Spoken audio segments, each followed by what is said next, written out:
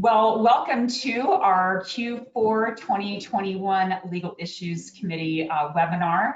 I'm Susan Milazzo, CEO for the California MBA, and I'm very happy that you can join us today.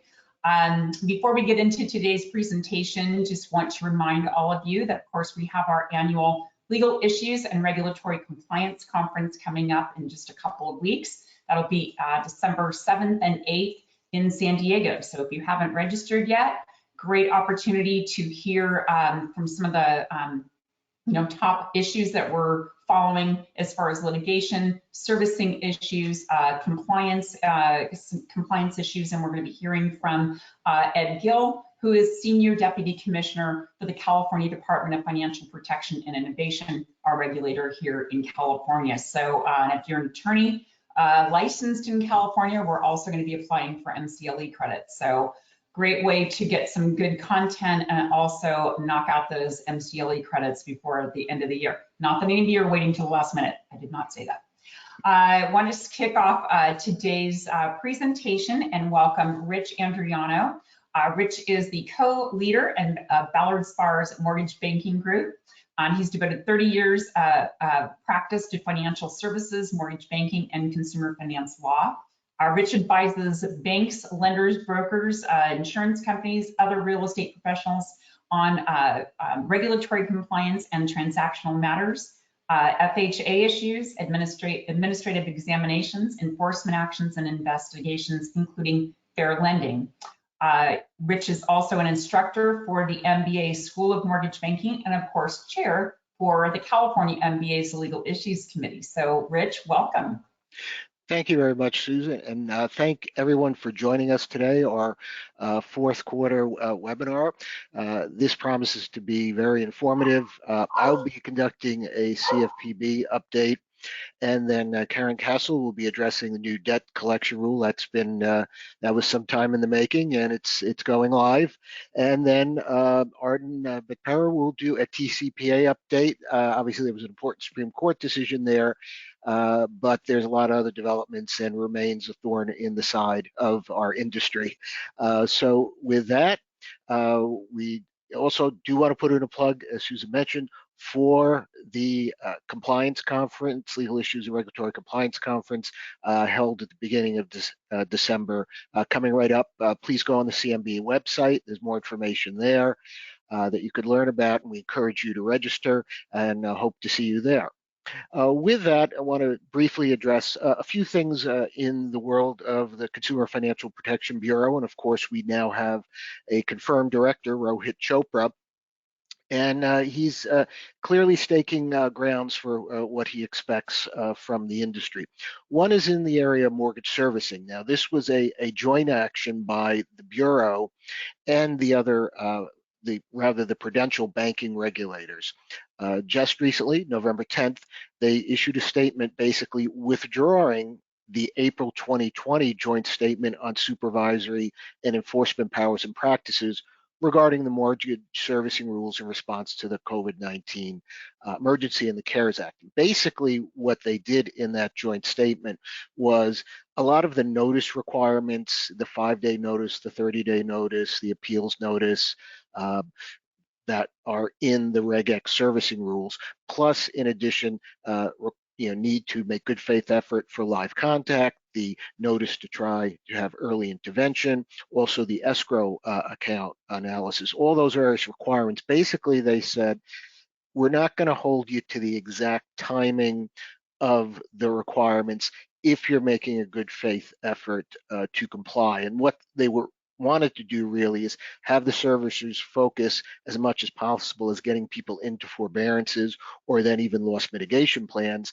And so they wanted to ease some of the technical regulatory burden. Well, they now have said, we're withdrawing that because basically we think you had enough time to put in processes and procedures and staffing and such to comply with those requirements. And so we're now withdrawing that liberalization. And they did say, however, but look, we're case by case, we'll look at things if someone's been particularly affected, particularly because of COVID-19, and that affected your ability to perform. We'll take that into account with regard to supervisory or enforcement actions. However, I wouldn't expect any relief here from the Bureau, because the Bureau also put out a statement of what it has done to help people in this resulting from COVID-19, CARES Act and such. But it repeated a statement that they have made before: unprepared is unacceptable. So if a servicer says, gee, we just didn't have the staffing or technology in place, that's not going to go over well. Now, let's move on to the next topic.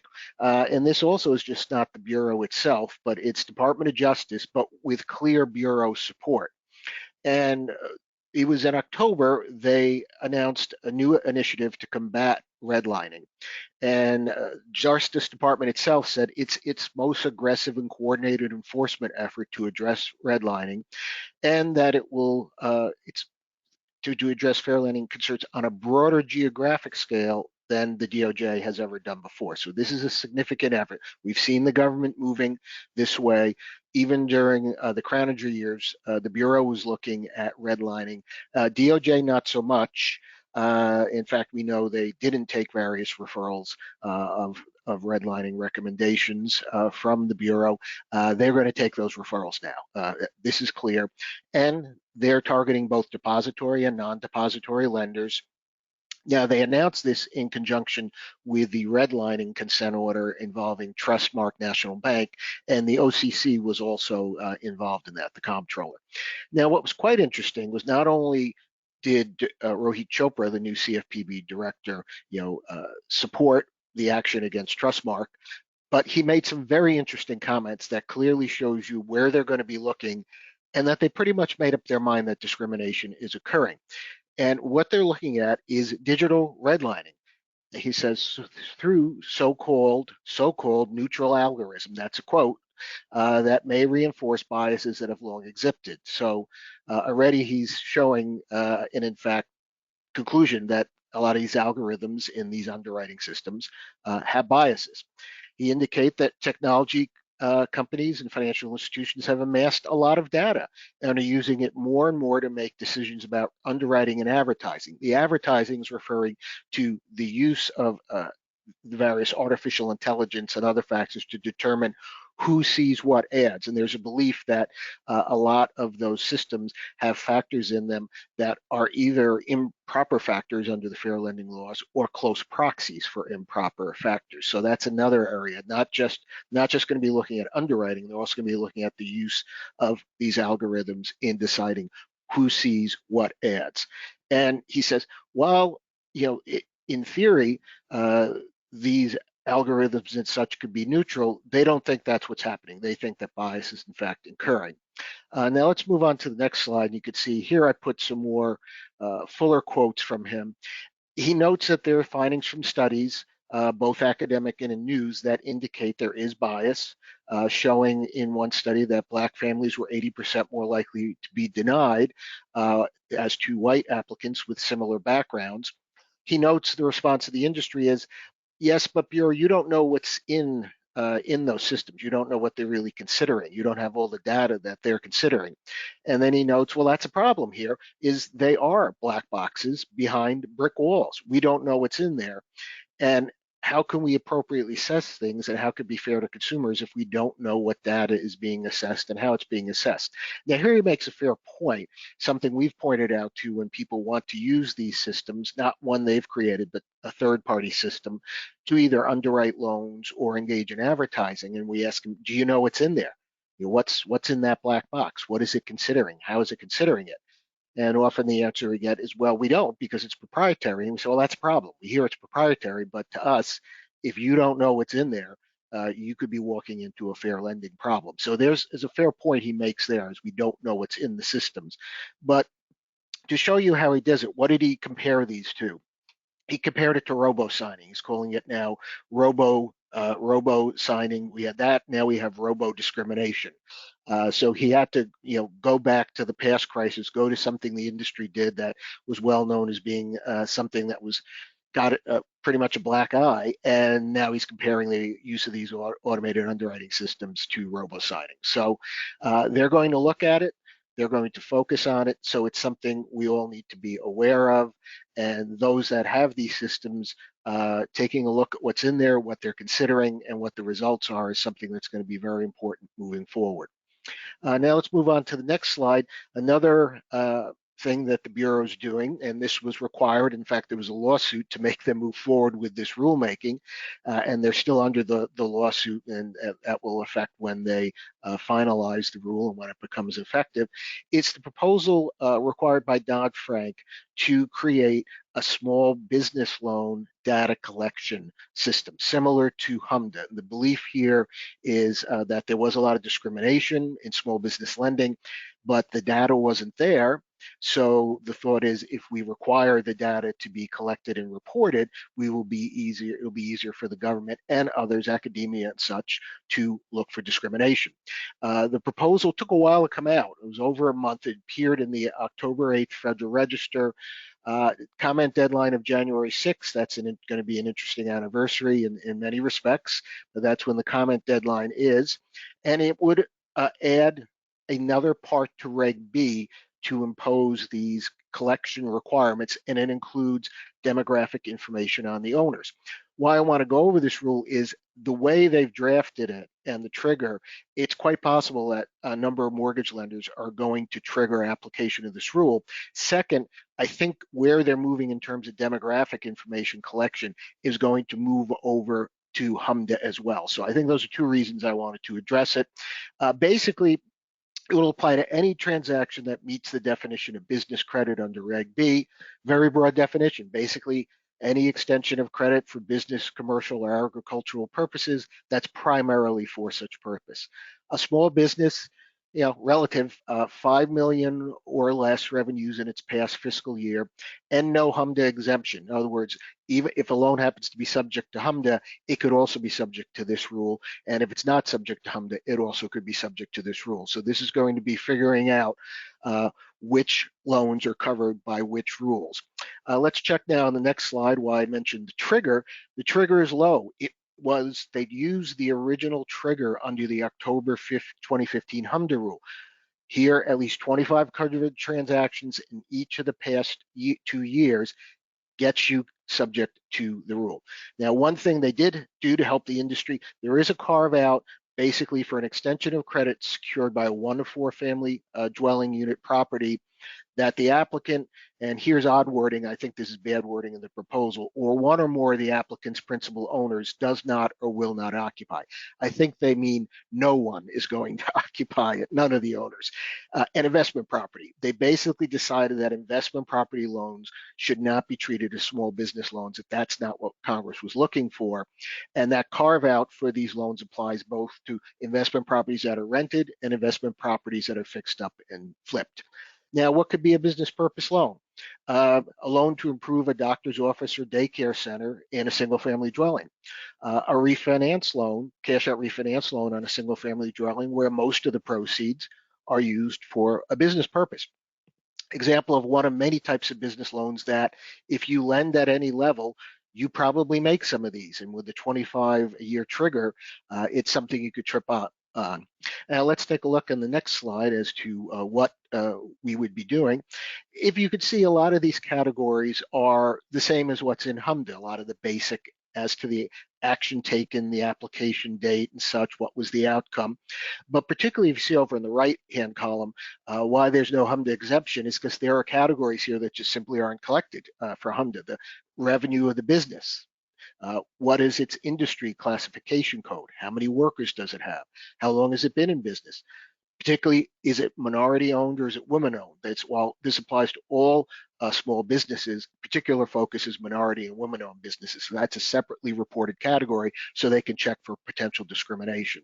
We'll get into this, ethnicity, race, and sex of the principal owners, and how many principal owners are there? So a lot of data collection, 28 total items.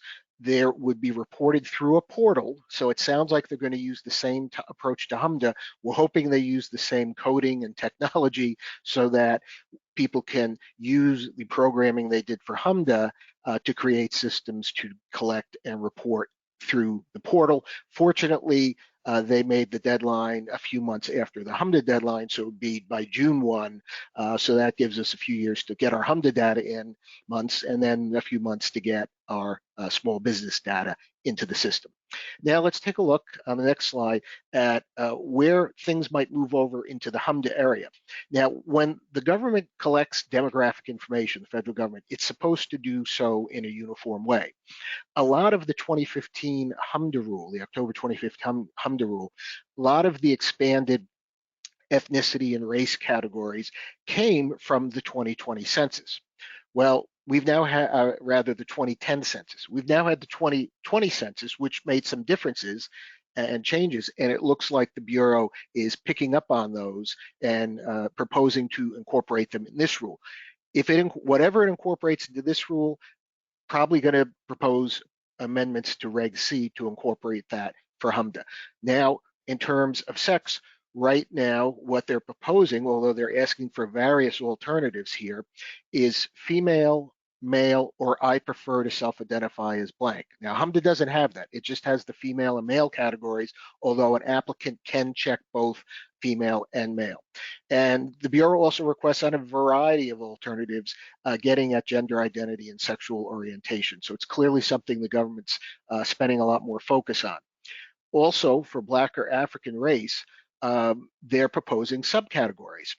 And it would be some pre-stated categories, or they could fill in their own choice and given some examples. That doesn't exist currently for HUDA, but it was in the 2020 census, so the Bureau picked up on that and has proposed it. Again, if they adopt this for this rule, I could see them amending HUDA to incorporate this as well, because it's odd. Black and African American don't have subcategories, but the other categories in HUDA do. So that's the quick presentation, CFPB update, and let me turn it back to Susan. Rich, thank you so much. I appreciate that. Lots of great information. I'll just add that in California, kind of just echoing what you were sharing as far as the priorities with the algorithms, that there was legislation in California this year that we worked on relative to automated decision-making systems. And that would, that ties right into what, CFPB is looking at as far as those algorithms. So it's not, it's not legislation that was, was successful in 21, but it's certainly something that we could see come back to the California legislature in 22. So thank you for that information. Great, great update. So now we're going to move on to our next presenter, Karen Castle, who is senior mortgage servicing attorney with the Wolf Firm. Karen has over 30 years of experience in mortgage servicing industry. And her areas of practice include extensive experience in mortgage default related representation, including foreclosure, compliance, title resolution, loss mitigation, and REO. Also bankruptcies, experienced in representation, mortgage lenders in all chapters of bankruptcy, and evictions, knowledge of post-foreclosure eviction laws. So Karen, I would like to turn it over to you for a presentation for today's webinar. I'll turn it over to you. Thank you, Susan. Welcome, everybody, and welcome to a quick update on the new FDCPA legislation, which takes effect November 30th, so a mere couple of weeks, I guess exactly from today, and more importantly, my birthday, so I'm not sure that that's the best way to be celebrating a birthday is with new FDCPA effective dates. You should all be, unfortunately, intimately familiar with the new Reg F. We first learned the proposed final rule in 2019. There has been supplements and amendments, comments, FAQs, and finally in December of 2020, the final rule was in effect finalized and published, and we have had, amazingly, basically a year to get ready. but I think with COVID, somehow we all thought perhaps it would be moved farther into the future, but it is my understanding that they cannot do that, and we will be faced with implementation, as I said, in just a couple of weeks. Next slide, please, Susan. So basically, what does Reg F do? It pretty much modifies quite a bit of our debt collection activity in the mortgage servicing realms, along with all types of debt collection, but we're going to focus today on mortgage servicing. It did update the definition of debt collector a little bit, and it's somewhat important. It includes, as it always has, buyers of defaulted debt, and as well as those businesses whose principal business is debt collection. There was a request to specifically exempt mortgage servicers as well as attorneys, and that exemption was denied. So if you are a mortgage servicer who services loans of another that are in default, you need to look at whether or not you are deemed a debt collector under the new Reg F and FDCPA. It does, however, continue to exclude those entities which collect their own debts, originate and collect their own debts. They are not deemed debt collectors for purposes of Reg F. And it continues to use the least sophisticated consumer standard, but does add some presumption of reasonableness added to that particular standard. But for the most part, we need to remember when we are looking at compliance that you take your plaintiff, if you will, as you find them. And again, it is a pretty low standard for what their ability to understand might be. Next slide, please. So again, who is the consumer? There are some changes as to who the consumer are as well. We know the consumer is the obligor on the debt, the spouse. If it is a minor, it is the parent as well, legal guardian, confirmed successor in interest.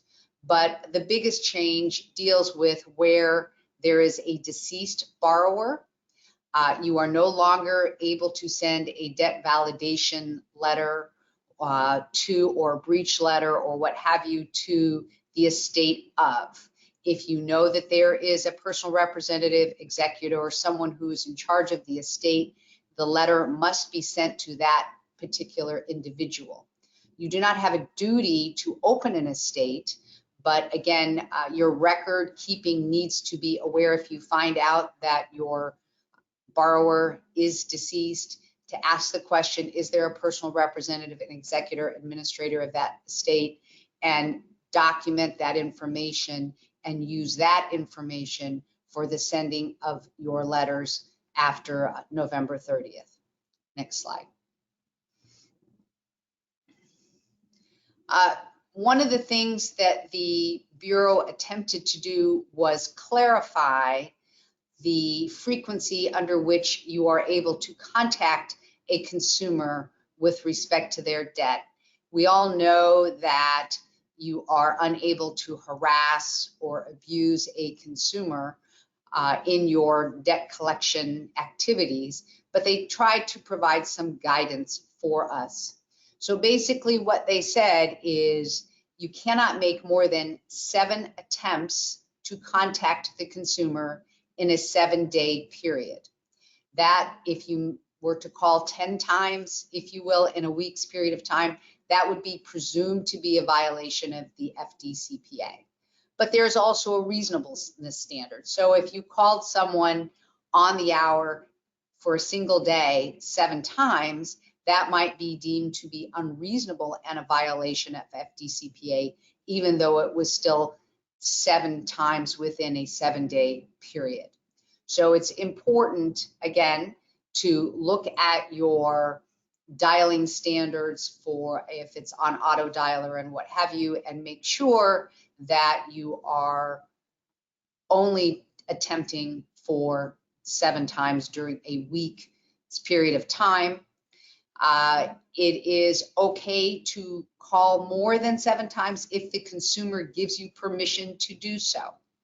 And also if you get a fast busy or the phone call does not connect, then that is not deemed one of your calls. But if the phone connects, even if you get an answering service or a voicemail, that would count towards one of your 7. And we'll talk about in a little bit what you can leave as a message if you are unable to reach the person. The Bureau also specified that it is presumed to be reasonable if you are calling between 8 a.m. and 9 p.m. during the consumer's local time zone. I was a little surprised by that. I don't really want to get calls at 9 o'clock at night, but the Bureau believes that this is reasonable. Again, if a consumer specifically says, do not call me after 5 p.m. or things like that, you would need to adjust your time frame for when you are calling the consumer. Again, if you know or should know that it is not convenient. Similarly, as we know, there have been rules for a long time. You can't call a consumer at work unless they give you specific permission to do so. Next slide, please. So one of the new things that the Bureau did, and this has been, sort of the subject of a lot of confusion over the years, is what happens when I call someone and I get voicemail. Because as we all know, the FDCPA prohibits us from communicating with a third party without the written authorization from the consumer. And if you get voicemail, you don't really know who's on the other end of that voicemail message. Am I somehow communicating with a third party without the specific authorization from the consumer? So the Bureau designed this new limited content message, which is designed to tell you what you can do when you are leaving a message.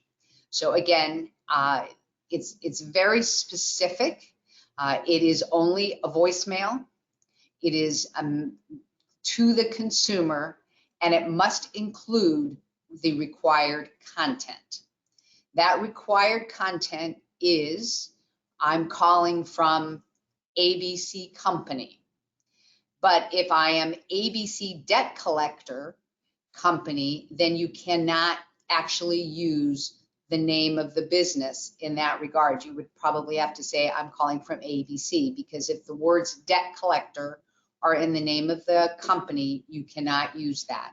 That would be deemed outside of the limited content message exemption.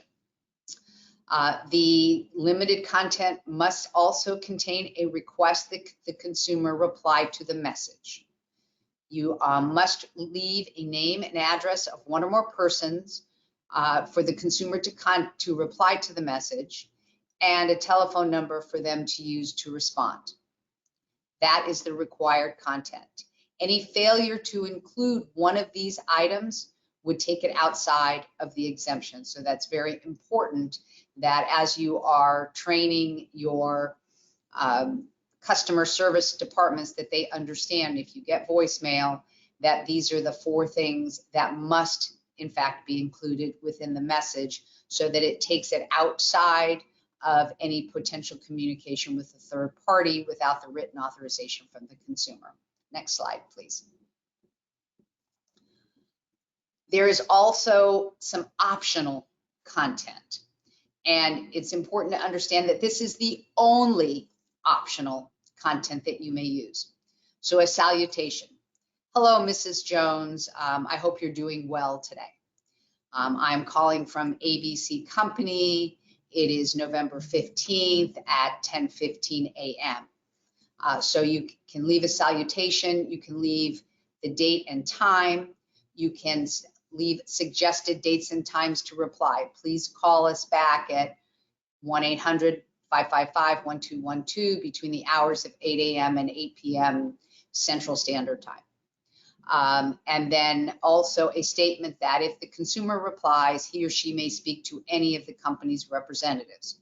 You'll recall that the required information that you must leave is a name of people to call, but you may also leave a message that or additional content saying, but if you can't reach Susie, you may speak to any of our representatives. Anything outside of the required content and optional content is potentially a violation of Reg F and FDCPA.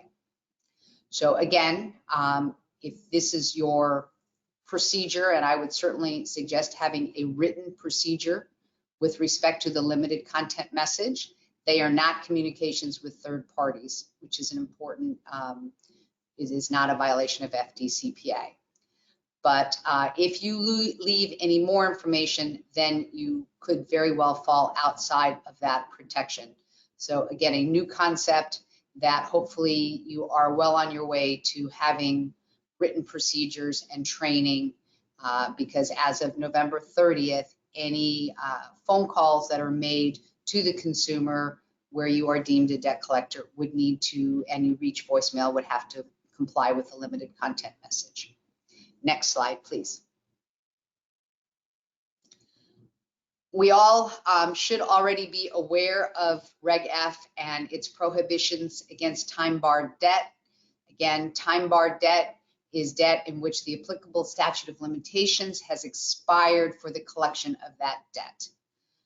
And what the Bureau has said is that we are prohibited from collecting on time-barred debt, as well as threatening to bring an action to collect on time-barred debt. This was something that many attorneys and our industry fought against, because historically you have always been able to attempt to collect time-barred debt, and it was an affirmative defense to the lawsuit that the statute of limitations had run and therefore could not be collected. But if no one raised the statute of limitations, then it was perfectly okay to proceed with collection of that debt. Bureau said no more, cannot bring a suit, take action, either nor threaten an action to collect on time-barred debt. The one exception to the rule, and that's because there's bankruptcy case law on this issue, is that you are still allowed to file a proof of claim for time-barred debt. So in a Chapter 13, Chapter 11, if you're filing a proof of claim in a Chapter 7, you are still able to file that proof of claim seeking payment on time-barred debt. Next slide, please. The debt validation notice rules. One, I will tell you, they are extraordinarily confusing. They are extraordinarily cumbersome. I believe the Bureau attempted to try to make it clearer and provide some significant guidance and safe harbors, but the reality is, at least for the mortgage space, it still remains confusing, and there are many industry representatives that are still seeking guidance. But at least starting November, oh, there's a typo, November 30th, 2021, we will need to comply with these new rules. So one of the things that the Bureau came up with respect to the debt validation notice is an itemization date. And I'm sure everyone is aware, but the debt validation notice is a notice that is designed to be sent to the consumer to identify, so that the consumer is able to identify the debt that the debt collector is in fact collecting. It needs to be sent within 5 days of the initial communication with the consumer. So again, as a party attempting to collect a debt, it is important that you first determine whether or not you are a debt collector. You need to determine if the activity you are taking is debt collection activity. And then if you have any communication with the consumer as defined under FDCPA, within 5 days, you would need to send this notice. And the notice now, as I said, creates a new term, which is an itemization date that is used within the notice to help the consumer identify the debt that's being collected. That itemization date can be one of several different things. The easiest, it seems, in terms of residential mortgages would be the last statement date provided to the consumer, but it needs to be provided to the consumer by a creditor, not the debt collector.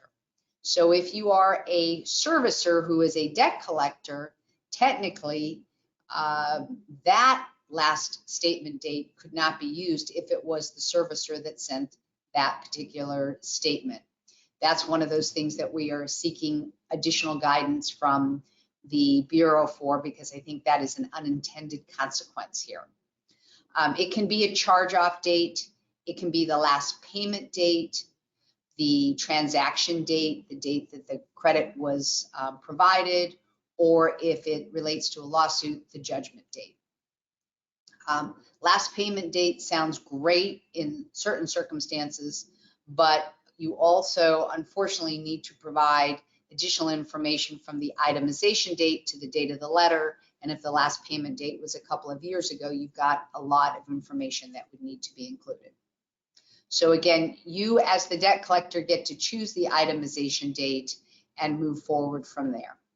And you also must include the account number as of the itemization date.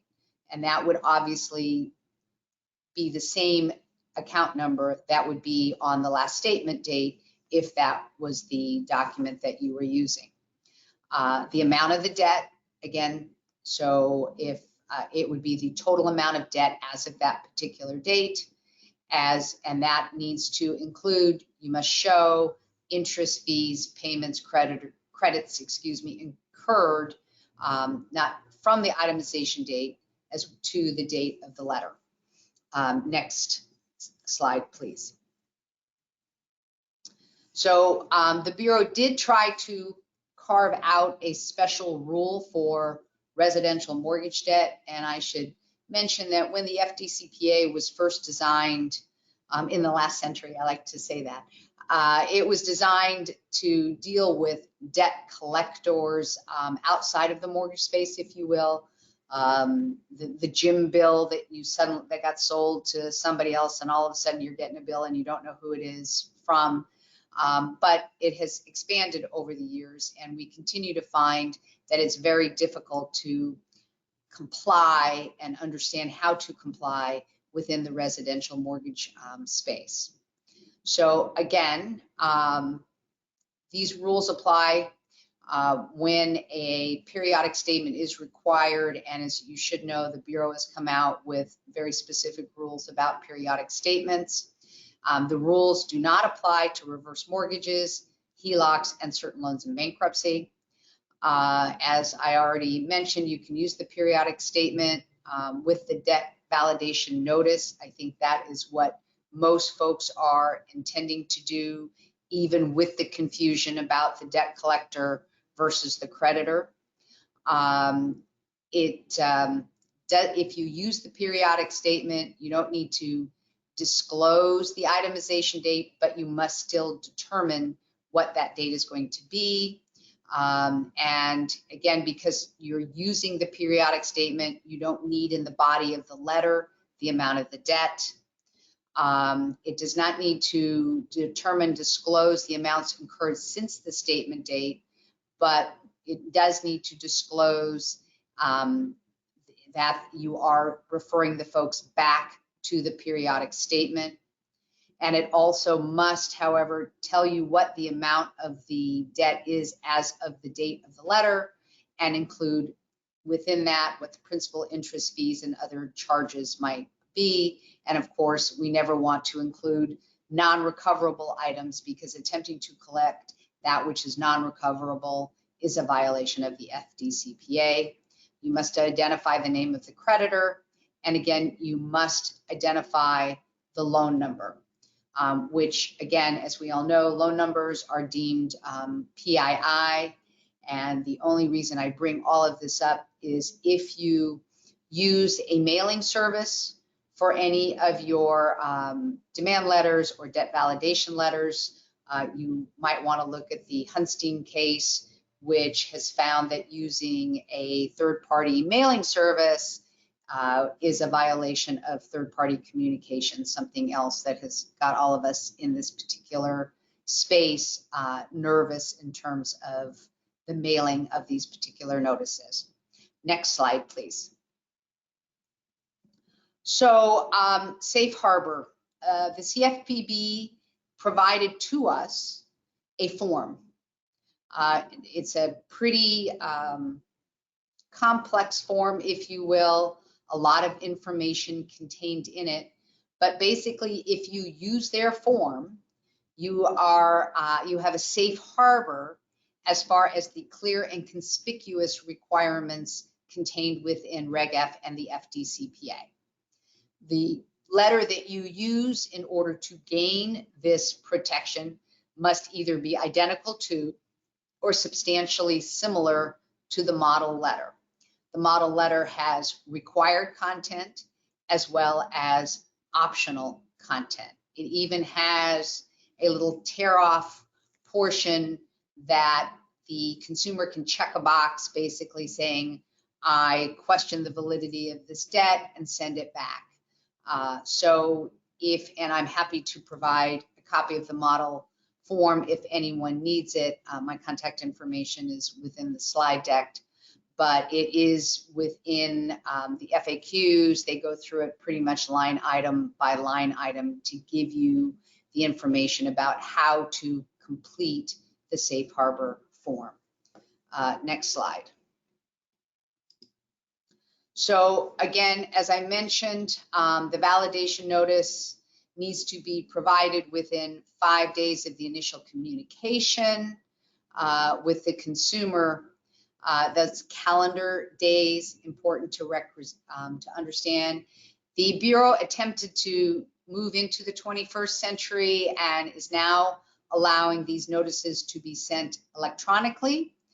And it does talk about providing the notice orally. I personally would not recommend to any of my clients that they provide this information orally. I think it is way too confusing to the least sophisticated consumer.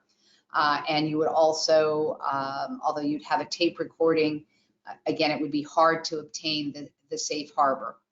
I should go back and mention that, again, the content of the debt validation notice, there is no safe harbor with provision for that, only the form, again, as to clear and conspicuous, but the data contained within the form must be accurate in order to not violate FDCPA. Again, it must be provided to a living consumer.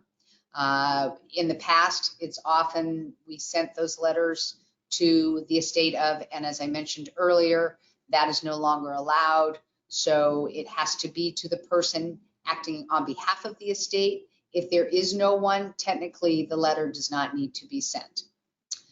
It talks about basically, again, important to understand that during the validation period, which is 30 days after the letter is sent, with now mailing timeframes contained therein as well, you cannot take any actions that would overshadow or be inconsistent with the consumer's ability to. Way back when FDCPA was first dealt with in the mortgage space, and you had states like Texas or Georgia that are 30 days or less from beginning to end letter and then go to foreclosure sale before that 30 days had expired. Courts have uniformed TCPA. That continues to be the case. You can take action the consumer's rights, i.e. go to a foreclosure sale. If the consumer does, all debt collection activity must halt until that validation is provided. What that validation is depends upon and is a case-by-case basis. It's generally providing a copy of the note and the security instrument. It might be a payoff statement or a debt history depends on the particular situation, but you cannot move forward until that is provided. Next slide. So that's my presentation. Again, please feel free to contact me with any questions, and I will turn it back over to Susan. Thank you. Yeah, great. Thank you. Gosh, lots for servicers to be paying attention to, Karen. Thank you for all that great information. And so we're going to turn next to our final speaker, our Teen Betpera, who is with Buckhalter. Arteen is a shareholder at Buckhalter, and he helps a diverse collection of business enterprises successfully navigate very complex litigation issues. He's a highly experienced civil litigator, having started his career ground zero of the 2007 financial crisis. That is baptism by fire there, Arteen. During those first years, he represented clients in a wide range of litigation matters, including TCPA, and he's going to be sharing an update on the Act with us today. So Arteen, I'll turn it over to you. Thank you. Thanks, Susan, for having me, and thanks for all of our attendees for sticking it out on the webinar. This has been an interesting year for the Telephone Consumer Protection Act. Susan, if you could just throw it to the next slide.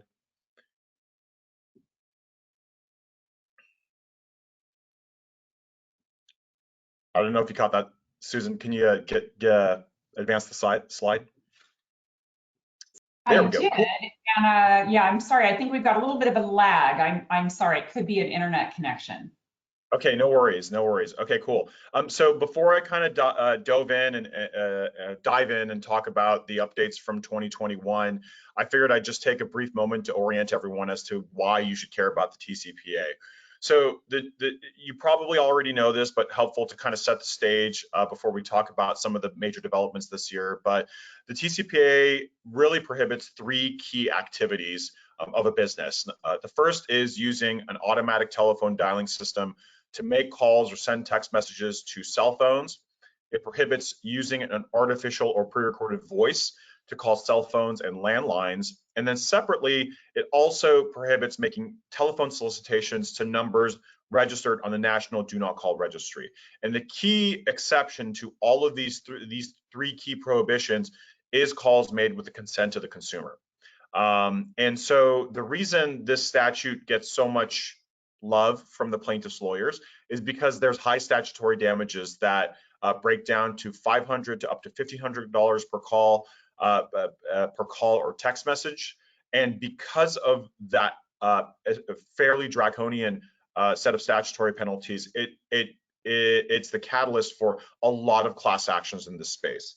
And so while a single lawsuit may not pose significant exposure, the class actions, both combined with the exposure posed by a class action and the frequency with which these cases are filed as class actions, really make for a very kind of risky area of business operations. And so mortgage originators and servicers really want to be careful to ensure they're doing as much as possible to comply with the statute. And to that point, this statute impacts both mortgage origination and servicing activities. Mortgage origination activities run into the TCPA because originators oftentimes are using outbound telephone calls, pre-recorded messages, and in greater and greater frequency text messages to try to reach out to either their existing borrower base or potential borrowers or leads for both purchase money and refinance loans. And so there's a ton of intersection in those marketing operations that runs right into the TCPA. Mortgage servicing operations, really on the debt collection side, run into the TCPA because oftentimes you're using automated technology to make outbound calls to consumers. You're using sometimes pre-recorded messages and sometimes text messages as well.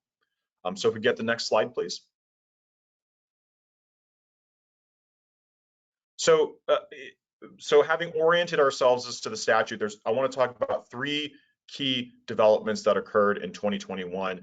The big one, which is the Supreme Court opinion in the Facebook v. Duguid case that interpreted the statutory definition of an automatic telephone dialing system. In the wake of that, we've seen a lot of activity at the state level to ramp up robocall legislation. And then lastly, the FCC very recently went live with a reassigned number database. So I'm going to cover at a very high level each of these 3 key developments for 2021.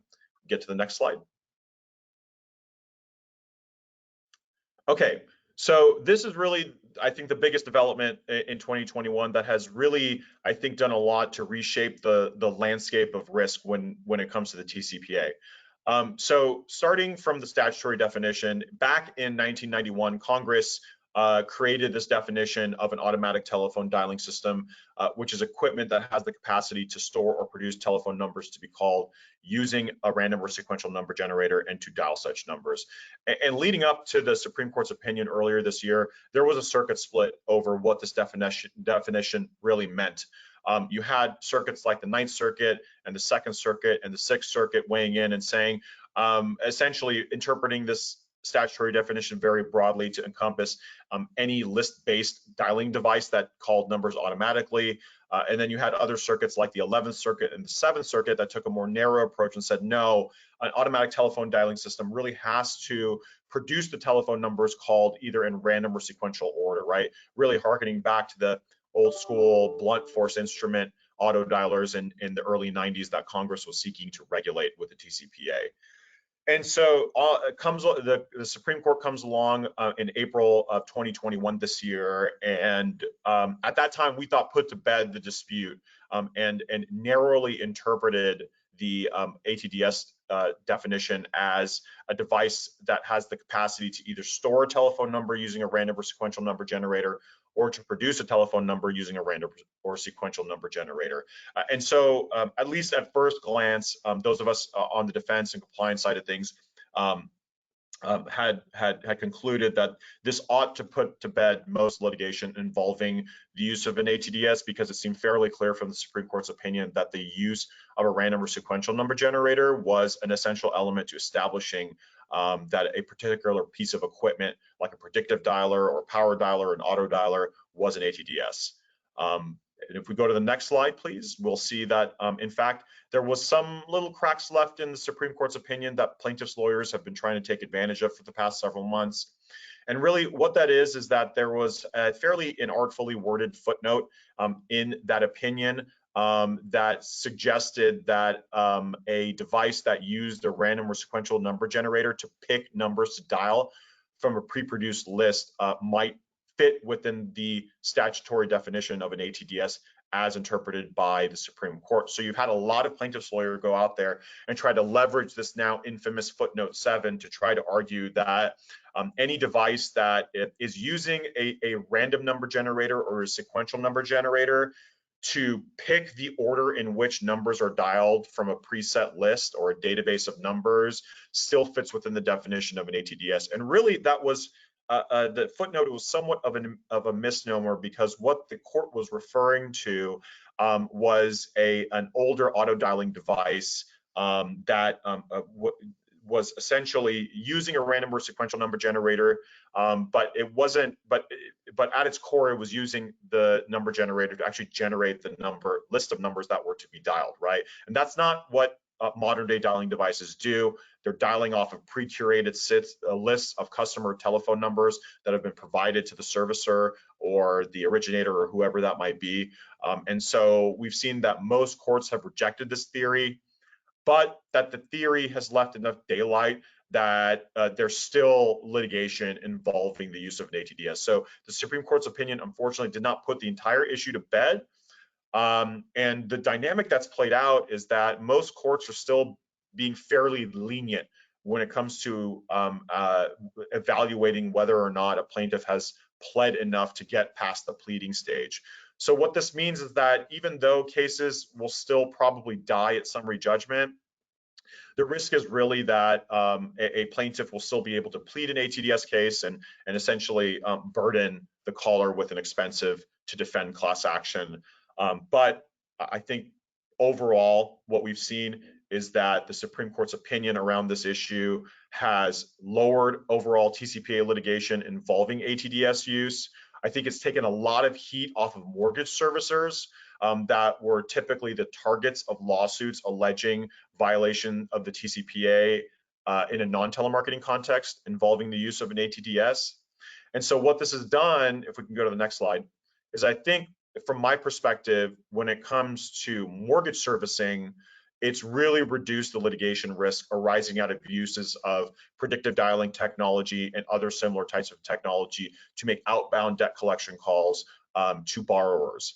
But what has happened is that the focus of the plaintiff's bar has shifted from TCPA lawsuits involving debt collection to TCPA lawsuits involving telemarketing cases, or lawsuits involving the use of pre-recorded or artificial voice messages, right?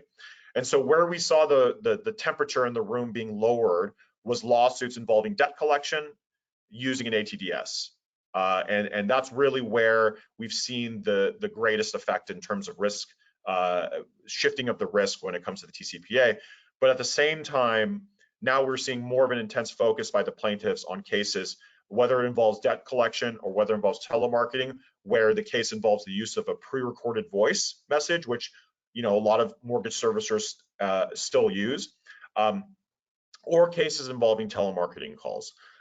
So really, translated to the mortgage industry, this means you're going to have less focus on cases involving loan servicing operations and far more focus on mortgage originating operations. Why? Because those operations typically involve activities that involve marketing that fall within the definitions of telemarketing and mortgage servicing. So we can go to the next slide. Okay. So just to tie a bow on the ATDS issue, it's overall very good news, but I think the key takeaway is, because you're still seeing litigation activity involving the use of an auto dialer, and because there's still quite an intense focus on lawsuits involving telemarketing or marketing, mortgage origination, that the basic block and tackle compliance strategies that everyone was using prior to the Supreme Court's opinion, make sure you have the right level of consent, make sure you're honoring revocation, all that stuff, everyone should keep doing what they're doing. And really the takeaway from the Supreme Court's decision is, look, there's just really much less risk in this particular area when it comes to making calls using an ATDS. But again, in my opinion, just given the way things have shaken out, there's really, I don't believe it's a reason to fundamentally alter the basic compliance strategies that many experienced servicers and originators are already have already implemented. There's another reason for this as well, and that is because now that the Supreme Court has kind of taken some of the teeth out of the TCPA, we're seeing states jump in with new regulations. And I think the greatest example of them all is Florida's new telemarketing rules that went into effect a few months back. And the key thing that this did is that it added a private right of action to Florida's existing telemarketing laws that mirror the TCPA. And then it added a really wacky prohibition on any sort of telemarketing calls using, quote, an automated system for the selection or dialing of telephone numbers, right? And that is a really extraordinarily broad statutory language that captures not only your traditional kind of predictive dialing devices and automated dialing devices, but also things like click-to-dial systems that may have automated the selection of numbers, but then required a human to launch each and every single one of those calls. We see the similar type of technology in peer-to-peer text messaging platforms as well. And what's problematic here is that potentially those sorts of systems, which were previously treated as manual dial systems under the TCPA, may have just been swept in to Florida's new restrictions. There's other new time limitations that apply. There's call volume limitations that apply, and a presumption about calling Florida area codes as well. And the important takeaway is this. Number one is that if you're a loan servicer, thankfully, if you're calling for loan servicing, debt collection purposes, informational purposes, this is not a statute you need to be aware of. But if you're a mortgage originator and you're making outbound dials or text messages or any sort of marketing activity involving a telephone into the state of Florida, you need to be aware of the statute and ensure that your operations are tailored such that you are complying. As soon as the statute would pass, you saw plaintiffs filing class actions right out the gate, and there's been a really high level of volume of litigation filed in the state of Florida that we've seen since the passage of the statute. So another reason really to continue to maintain those effective risk mitigation procedures when it comes to the TCPA. All right, let's go to our last slide. All right, so I know we're short on time here, so I'm just going to give a really brief overview of this issue. Look, calls to reassign numbers have been a big problem for any caller calling, particularly when it comes to mortgage servicing, where it's a situation that you're calling the same number repeatedly over a lengthy period of time because you have a long-standing relationship with the borrower, for example. And so the odds of that borrower getting a new telephone number over time increase.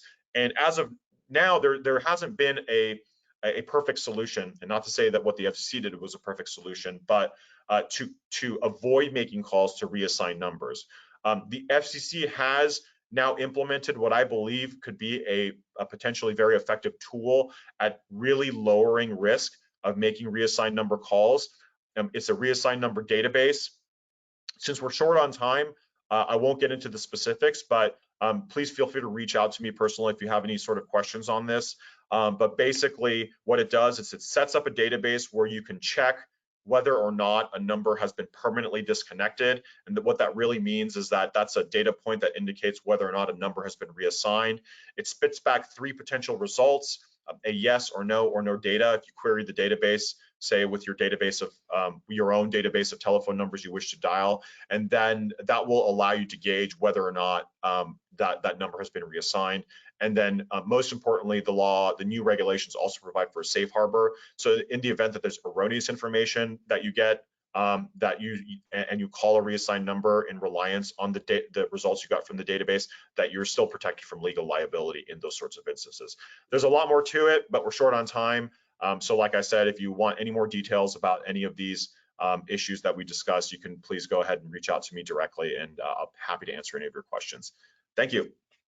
Thank you, our team. That was a lot of content. Thank you for that very detailed explanation of what's happening with TCPA right now. So thanks to all of our presenters on today's webinar. If you have a question for any of our panelists, go ahead and type that into the Q&A dialog box, and I can post this. I know we've got at least one in there now, and I can take a look at that. But I wanted just one more reminder for any of you who might be interested in attending our Legal Issues and Regulatory Compliance Conference. That's happening at the beginning of December in San Diego. You can visit cmba.com, go to our events tab to register for that conference. Today's presentation was also recorded, so it will be posted on our website and to our YouTube channel for later viewing. For if any of your colleagues perhaps missed today's webinar and you'd like to share it with them. Karen, I think this one question is for you.